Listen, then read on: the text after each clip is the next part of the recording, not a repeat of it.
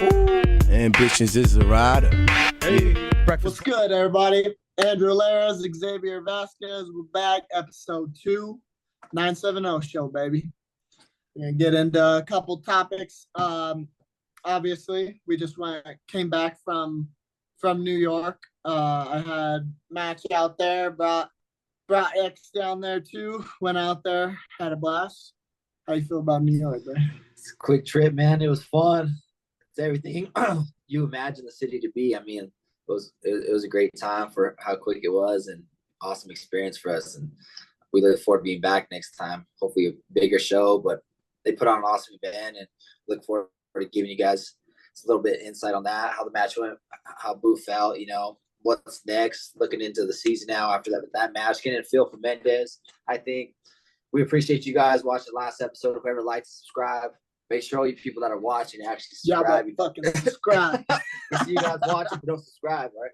Not adding up, but we appreciate it. So, yeah, I mean, like I said, I think Boo got there in New York City he got Sunday, he got down there a couple days early, had a good little time to adjust to it and make weight. And I mean, how were you feeling, you think, after from Sunday to Tuesday? It was good. I mean, got down there. We wrestled at a catch weight, which was cool for me because I probably wouldn't have been able to make something lighter. But no, 50.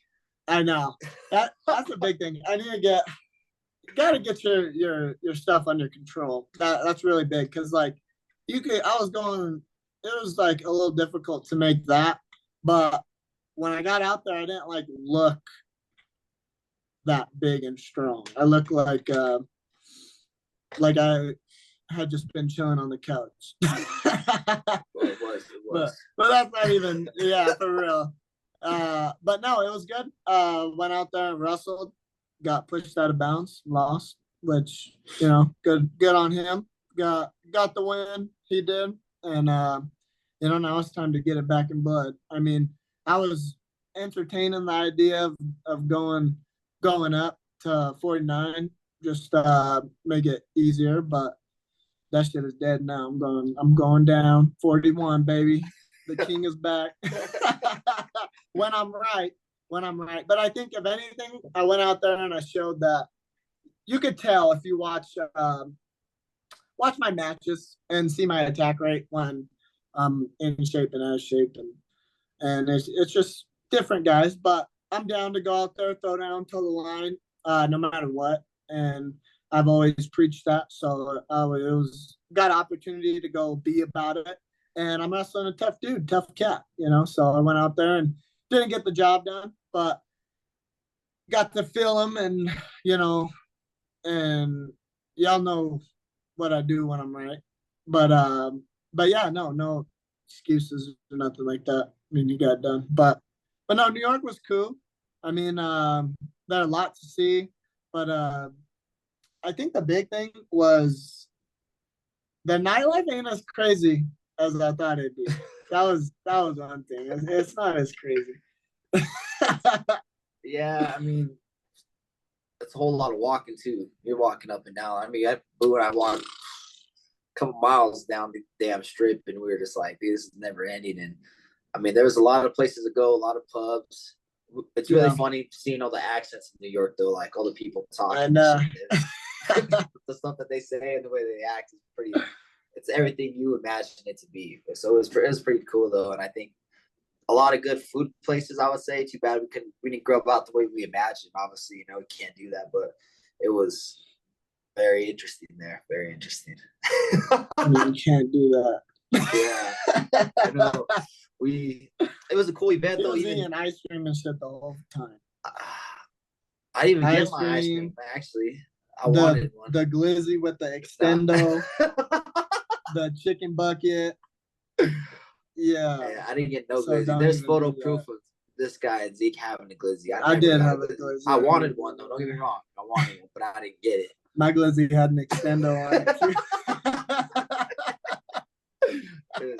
Took me 2 hands to eat it. But but I ate it sideways though. So And I think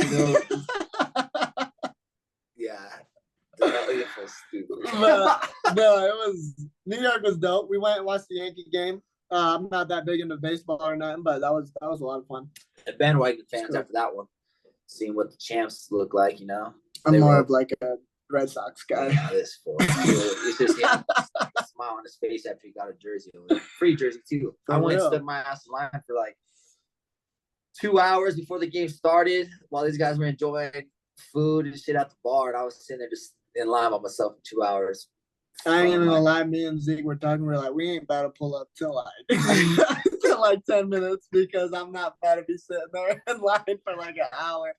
X was determined though, so we kind of had to bamboozle him into waiting in line for a long time, but it all worked out. Got a free jersey.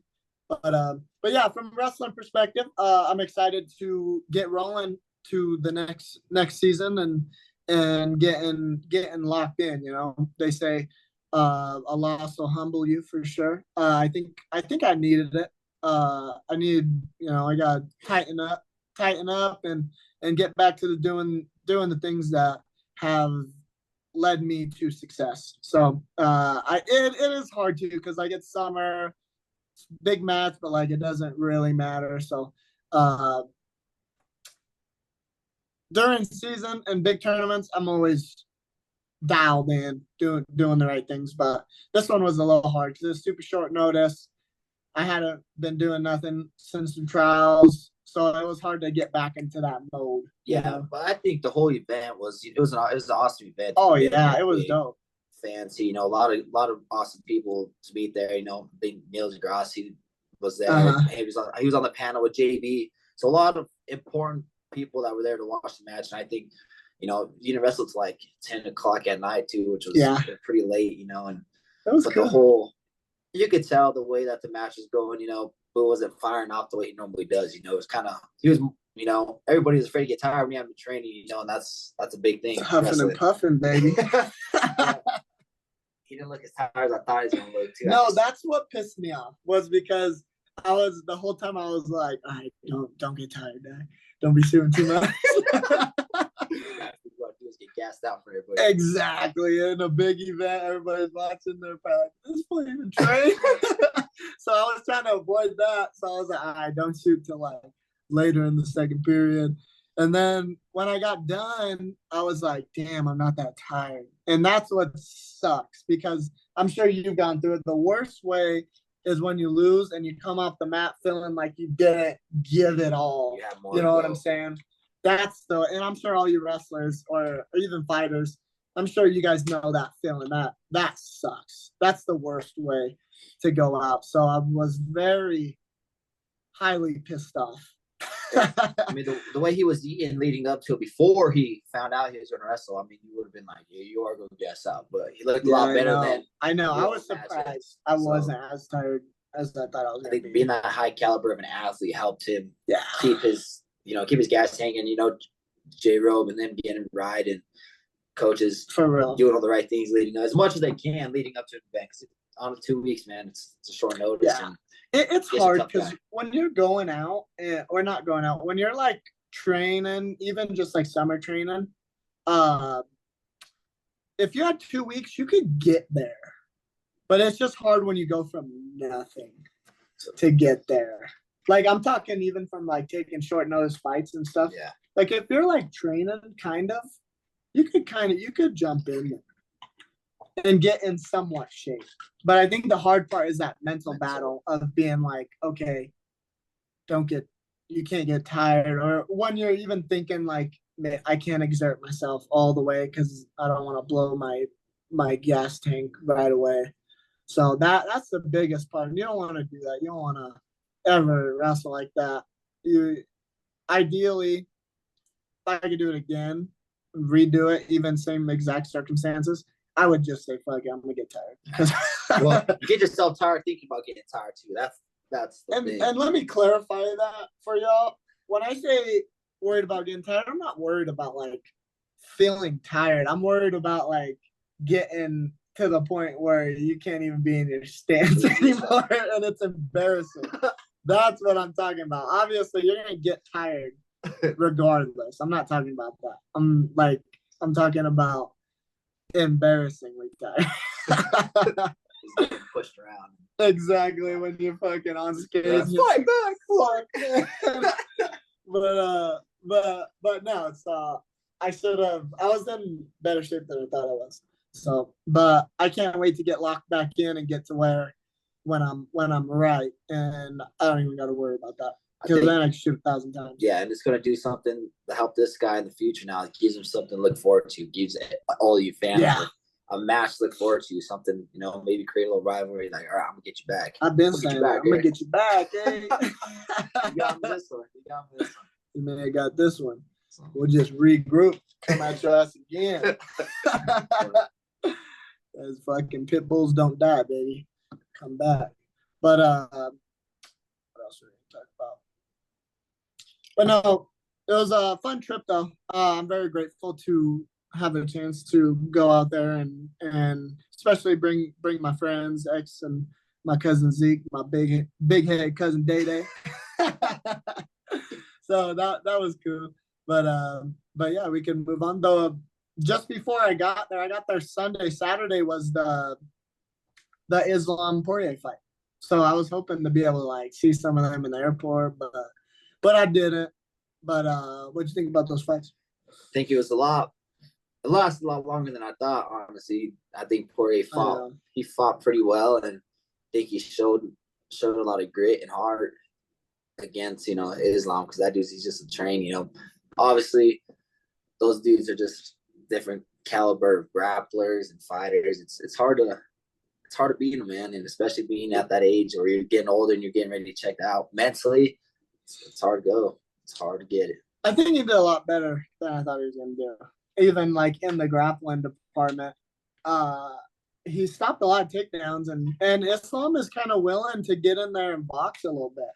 So I really like his style, Islam's, because it takes a little bit more. I know it's more dangerous than like when you watch Habib fight. Like, he didn't really give nobody that chance, but I like how Islam kind of mixes it up a little bit, and we'll sit there and exchange. But Poirier, I thought he fought well. I mean, he was giving him a tough time.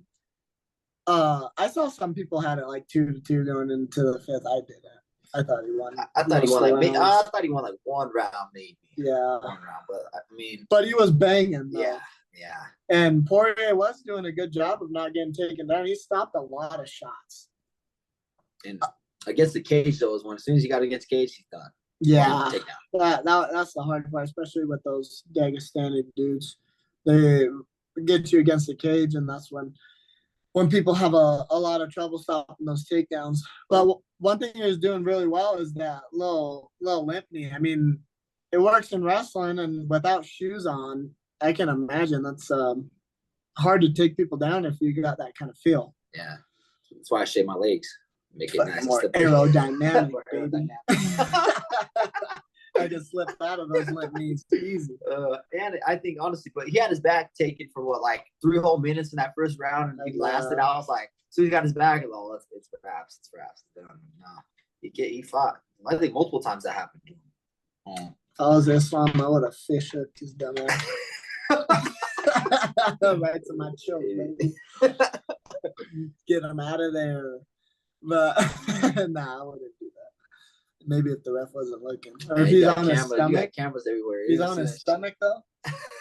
Slide that thing right in there. That would be cool. But no, he did a good job. It is different wrestling, just straight wrestling and MMA wrestling. I think one, obviously punches and knees coming, but what are some of the things that you've noticed? He's transitioning right now. We talked about in the first pod, but what do you think's the main difference when you're talking about straight wrestling to like when you're MMA wrestling, trying to take someone down?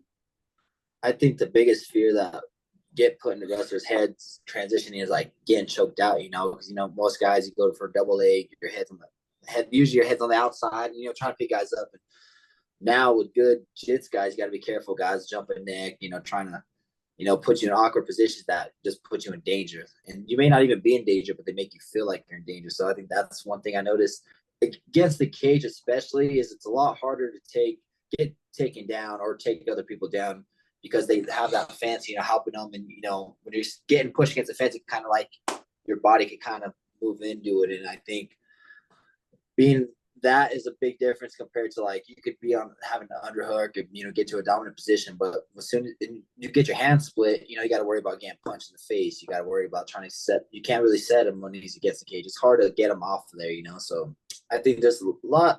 It's a lot different though, very much so.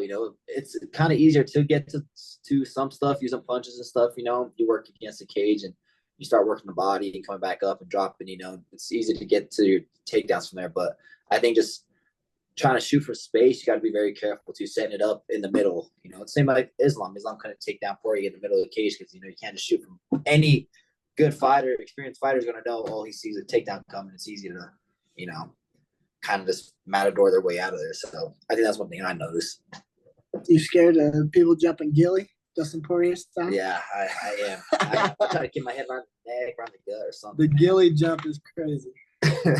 I'll be jumping ghillie all the time. I even threaten it to wrestlers and they get scared. So I get worried. I'm not even. I probably couldn't even do it, but I just like grab their neck and they're like, "Oh, they feel afraid." Sorry, Kate. Damn, yeah, I don't like that. What happens in the Lord. practice room? I'll be whooping his ass. I appreciate all the partners though that giving us work like that. So, I mean, what's one thing you? I think a big thing is just especially if you got someone who does know how to wrestle and has that feel, is not having shoes on. That's a huge difference for a lot of people. For a lot of y'all that don't know the difference of grappling with shoes and without shoes. It's huge because like shooting low single or any single leg shots, a lot of times what happens is they kick away and you could kind of catch the foot because of the shoe. Just has more grip when there's no shoe, and especially you start sweating, especially if you get a full like this who shaves his legs, it's gonna be hard to hold on, especially when they're limp kneeing, trick legging, and with those kicking gloves. out, and the gloves too. I imagine. I think that's a huge thing. I think that's why you see a lot of people have success with like the judo stuff, like the little trips and throws and upper body. I think that's one of the things that I would probably try to focus on a lot, is a lot of like high efficient takedowns to where you're not spending too much. But it seems like against the cage, I mean, they be dragging these dudes down and taking them down pretty easy. I will. Yeah. Is it harder to take someone down on the cage or easier? I think it's easier for me. Personally, I think it's easier. As soon as you get them against the cage, it's like get your hands locked on a single leg, you're like, yeah, you got it, you're going. So I know in the room sometimes practice, you get a little mad at somebody, you just push him against the wall, and then you shoot and you take his ass down easy. I got a lot of takedowns like that. Oh, see, only people who wrestle, probably, I don't know if that happens too much in high school, but like any college room, you're gonna see that a lot, especially you bigger guys. Like one of our teammates, you know who you are too. He would just push everyone into the wall and then take them down. Or he wouldn't even take them down. He would just keep them on the wall all practice. And like coaches would be watching and just like laughing and shit. Get off the wall. Oh, I would be mad. Can't even move either. I've been pinning against the wall. Don't even let his ass pinned me against the wall a couple times. What'd you do? Nothing. I couldn't. Nothing. I just stood there, bro. I was like, let me off the wall. Come on. I dare you let me off the fucking wall. Come on. Let me off the wall. You won't. I'll take your ass down if you do. But he's way bigger than me. I will say that. He's round, big. He knows who he is. Ninja Turtle head. He's sneak dissing over there. No, but that be happening in D1 rooms. D1 rooms get pretty shiesty. Not too much anymore, but people used to be getting it in practice, like fighting all the time. You remember those first couple of years? It was, let's put it this way, it's when we had a lot less talent, so we had to grind. Oh, I know. Them boys was in there punching each other. It was fun, though. Literally. Our team was tough. They were tough. Everybody was tough. I'll say that. We may No, not have been wrestlers, but I wonder why that happened. Those couple years that used to happen like every other week. It seemed like fighting, or like they'd get close to out of bounds and they'd like chuck each other. And oh yeah, I remember that one too. And they were homies too. That's the cool thing about any like combat sport. You get like that with someone and you'd be cool. Yeah. You'll be cool right after. But during that moment, you just get so mad. Especially when there's nothing you can do. Especially if you're the one losing. Those first couple years, man, I couldn't get off bottom to save my life. I'd be on my belly the whole time. Fuck, those grind matches. Fuck, dude, those are the worst. Pin someone down. You can't even get up. You can do everything you want. You're still just getting tight-waisted on your belly, too. I used to cheat. Like, I put a leg in, and you know how you figure for your legs, and you're not supposed to wrap your second leg around their leg. Yeah. Sorry for y'all listening. Y'all probably don't know what's going on. Maybe if you wrestle a little bit. I have a leg shot in. You break someone down. Have your legs figure forward. You can't wrap that other leg around his leg as well because you're like pushing on the joint. But in those grind matches, I did that. And I held someone there for like, it was the whole time, like an hour. Just sitting there, I'd act like I'm power halfing. But then you don't even have to in grind matches because like you keep them down, it's gonna be pretty easy to do.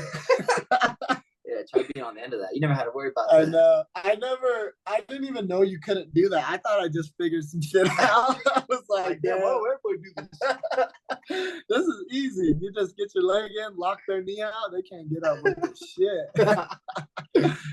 But no, man, D1 rooms are funny, especially when you get guys getting a little angry. You ever got into it in practice? Nah, I mean, we used to headbutt a lot, especially the hand fights. Like, yeah. The hand fight drills. I was the hand fight king growing up, man. I loved it, but that's all. It wasn't wrestling. It was just fighting, dude.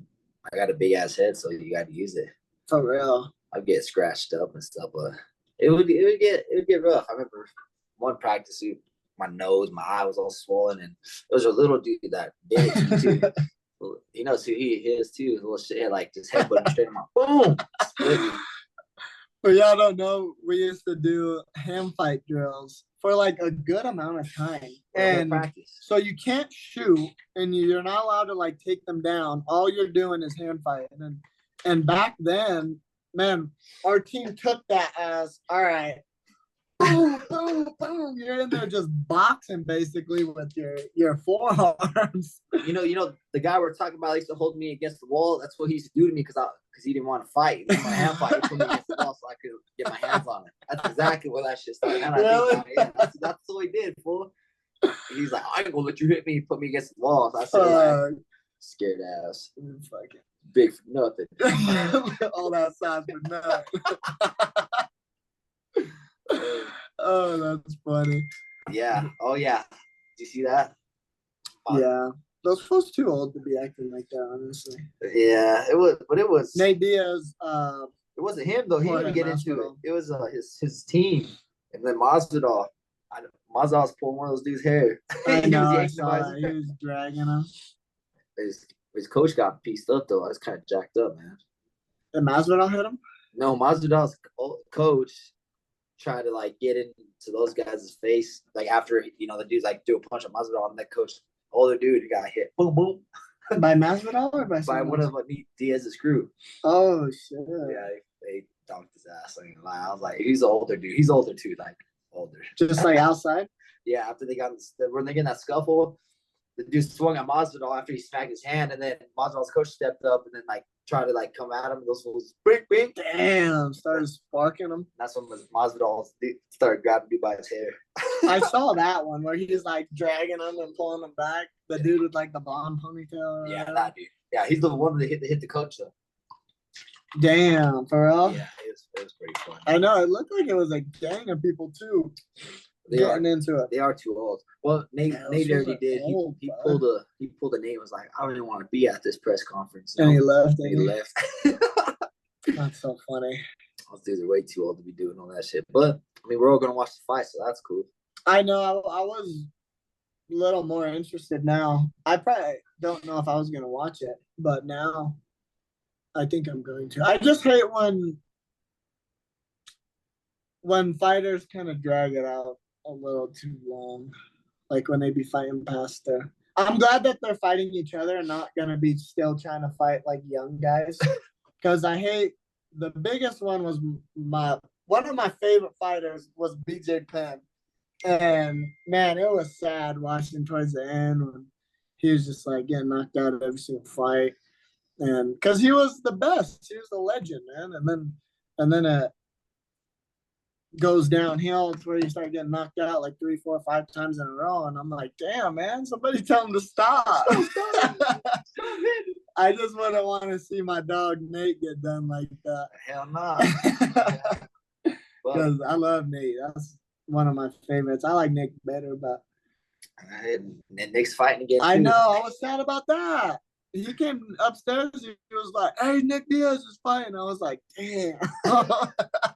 Lord help us. Because last time, man, I don't want to see that shit. That's my dog. I don't want to see him. Maybe he's taking it serious. He's gonna be healthy, man. Hopefully, I hope so. Because and we got even McGregor and Chandler coming up too. I heard that's not gonna happen though. Hopefully it does. Hopefully it does. Hopefully.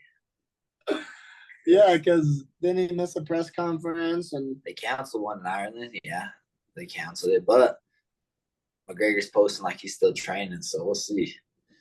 That fight ain't gonna fight. Watch. I hope so. That sucks for Chandler. That's 2 years of just like waiting around, waiting. And I can't imagine, like, you probably get significantly worse that long without doing anything. For real. Imagine going 2 years without fighting or wrestling one time. That's a long ass time. And how do you keep training every day too? The money that's coming with the fight. Yeah, but for 2 years, eventually you're probably like, well, I'm gonna get paid regardless. I'll take the pay cut. Oh, dude. You don't even gotta take a pay cut. You just gotta make weight. Get in there even if you get your ass whooped. It's probably good he got a break though, because he was banging. He was banging with all the top dudes from. Yeah, he was. I respect Chandler for that. I think if they fought though, I think Conor would spark him. I think so too. I think he's just too accurate. I think he's sparking him with the left hand, right on the pipe. For real. Because I don't think Chandler will come to wrestle either. I think he'll come to try to box with him. And if he does that, I still think if Conor's somewhat close to what he was, I think he'd just eventually end up catching him. I think, yeah. So, I mean, it'd be cool to see Chandler win. For the hype of it, I kind of would like to see it. McGregor knockout. Everybody wants to see McGregor. For real, just because he's that dude. Hate him or like him, you watched him. Exactly. He got big though. Is that weight at? Are they fighting at 70? Yeah. He looks smaller already though. You see all the training videos. He looks pretty thin. I mean, he wasn't the way he was in Roadhouse. Yeah. Full was jacked. I know, he's huge. Fucking all sauced up. Probably. He was definitely For real, because you don't just get like that. Like preposterously, just out of nowhere. It was swole too. Allegedly. I don't believe it. Yeah. But how's the camp going? You feeling good? Ready to go? Yeah, man. We got 3 more weeks from today. Got to weigh in, and it's almost time to rock. I'm excited, and camp's going good. It's just obviously got a little break when we're in New York, but we still took a day training. You know, we're still getting it, but I think been pretty locked in and ready just to get after it. It's been, I feel like it's been a while since I've done anything like competing wise, so I'm excited just to compete again in anything, regardless of what it was. So coach has Coach is going good. Everything. My training partners, I appreciate everybody that's been getting it with me. They've been pretty locked in. And I mean, I guess the biggest thing is making weight. It's the biggest challenge. That's what I was actually going to bring that up. How's that going? All right, let's do a different one. Let's go. Tell me your worst weight cut story. All right, you don't got to tell me because I already know. That's for y'all. Yeah, I mean, I'm fighting at 85, so I mean, I've been a lot lower. I think it was my sophomore year of college. I was making 74s. I hadn't been training. I was hurt. One day coach said, "Hey, we could use you. You want to start?" And you get a chance to start at the D1 level at any level. You're like, "Oh yeah, let's jump on it." So jumped on it. We said, "All right, what do you?" As the after practice, and we looked at it. I was 17 over after practice, and I was like, "Yeah, I can make it." And I had like 12 hours to go, I think, something like that. And it was like the next day. It was terrible. And they were like, "Well, you're crazy. What are you thinking?" I was like, "Dude, you got to do it." So got down. I made it. 17 pounds in 12 hours. I made it, but I was sick, dude. I was peeing blood. It was terrible. I was jacked up for like the whole year. I was up all night with these dudes. Like, "Dude, help me out. I need you." All crying and shit. Okay. I told him, so like, "Hey, dude, I think I slept. I think I slept in Zeke's room actually because I was like, bro, I can't. I was sick, dude. I was sick." I remember that. What's yours? You were jacked up. I remember I walked in your room before you went to bed, and I had I have a bunch. You're Mexican. You have a bunch of rosaries. I had a rosary, and I threw it over your corner because you looked so bad. I thought you was gonna die.